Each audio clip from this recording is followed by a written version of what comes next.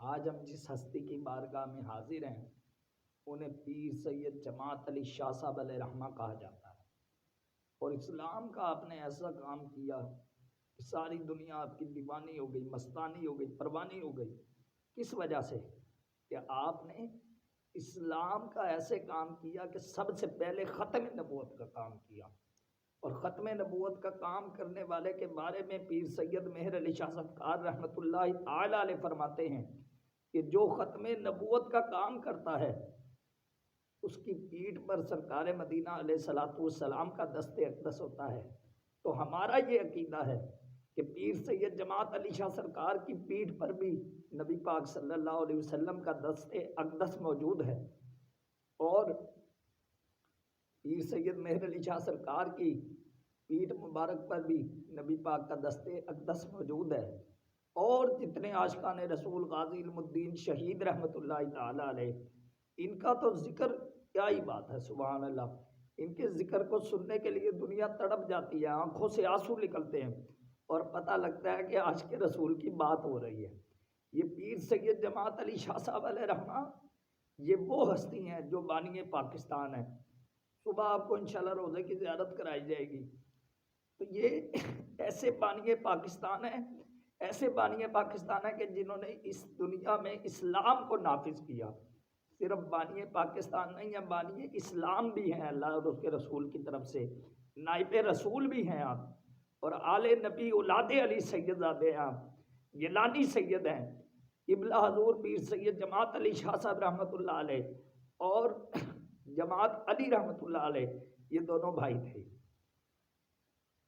وہ ان کو بڑا کہتے تھے، یہ ان کو بڑا کہتے ہیں۔ یہ اللہ والوں کی شان ہوا کرتی ہے۔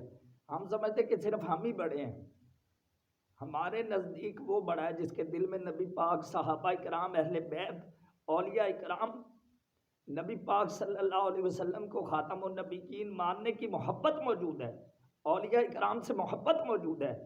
تو جو اولیاء کرام سے محبت کرتا ہے اللہ پھر اس سے محبت کرتا ہے، اس کے فرشتے بھی اس سے محبت کرتے ہیں۔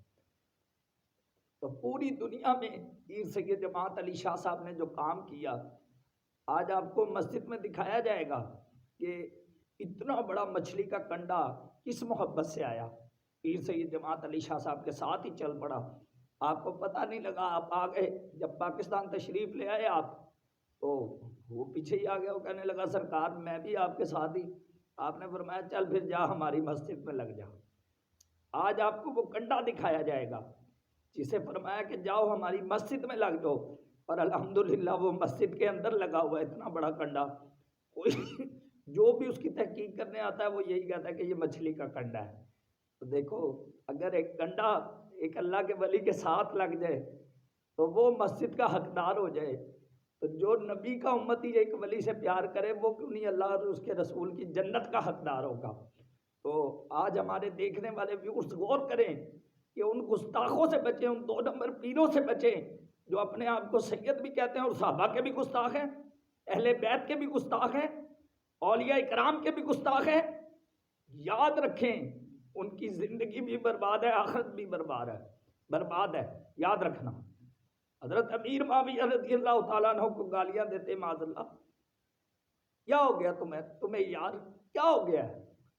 حضرت امیر معاویہ کو گالیاں دیتے ہو، اس صحابی رسول کو۔ اب بات کیا کرتے ہیں جی وہ والی حدیث، ٹھیک ہے؟ تو مجھے یہ بتاؤ، حضور نے فرمایا تھا بیریہ نظام جو سب سے پہلے چلنے والا ہوگا بیریہ نظام میں وہ جنتی ہوگا، تو بیریہ نظام تو بنایا ہی حضرت امیر معاویہ رضی اللہ تعالیٰ عنہ نے۔ اور یاد رکھو حدیث پاک میں آیا، مشکوٰۃ شریف کی حدیث، میرے صحابہ کے معاملے میں اپنی زبانوں کو سکوت دو، چپ کرو، یاد رکھو میرے صحابہ کی شانیں تم نہیں جانتے۔ تو میرے مصطفیٰ نے پہلے ہی ان کی زبانیں بند کر دی۔ آج جو لوگ بکواس کرتے ہیں، حسن العیاری لانتی جس نے حضرت فاطمہ الزہرا کے بارے میں بکواس کی ہے کہ آپ کے نسب سے شیطان آئیں گے، یہ لانتی خبیث یہ کہتا ہے جی میں فاطمہ الزہرا کا غلام ہوں، نانا تو ان کی جوتوں کی خاک کے برابر بھی نہیں ہے، تو ہماری جوتی کی خاک کے برابر نہیں ہے۔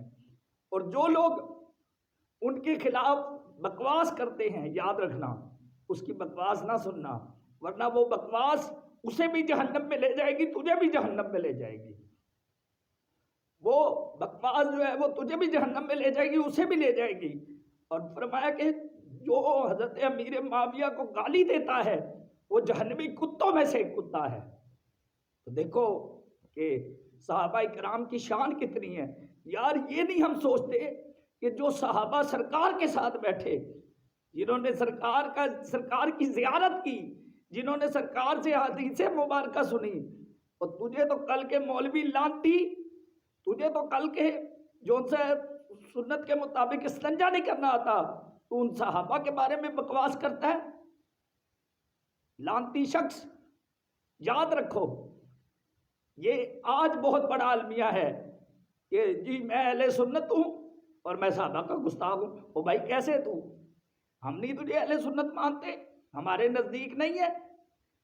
یہ معصوم کا رولا مچاتے ہیں جی معصوم معصوم معصوم. معصوم صرف انبیاء کرام اور فرشتے ہیں. میں ہاتھ جوڑ کے آپ سے عرض کر رہا ہوں، پھر ذہن میں رکھیے گا اپنے، انبیاء کرام اور فرشتوں کے علاوہ کوئی نہیں معصوم. پھر کوئی پوچھے گا سیدہ زہرا پاک، یہ وہ ساری ہستیاں اتنی بڑی بڑی، یہ محفوظ ہیں، یہ محفوظ ہیں کہ اللہ کی طرف سے یہ گناہ کی طرف نہیں جاتی.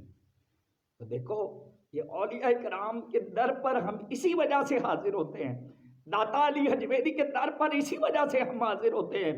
بابا فرید الدین گنج شکر رحمۃ اللہ علیہ کے در پر اسی وجہ سے ہم حاضر ہوتے ہیں.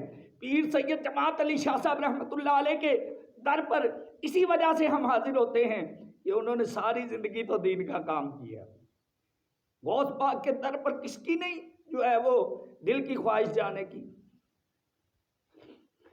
کوئی بدبختی ہوگا. کئی ہمارے بزرگان دین عاجزی بھی فرماتے ہیں.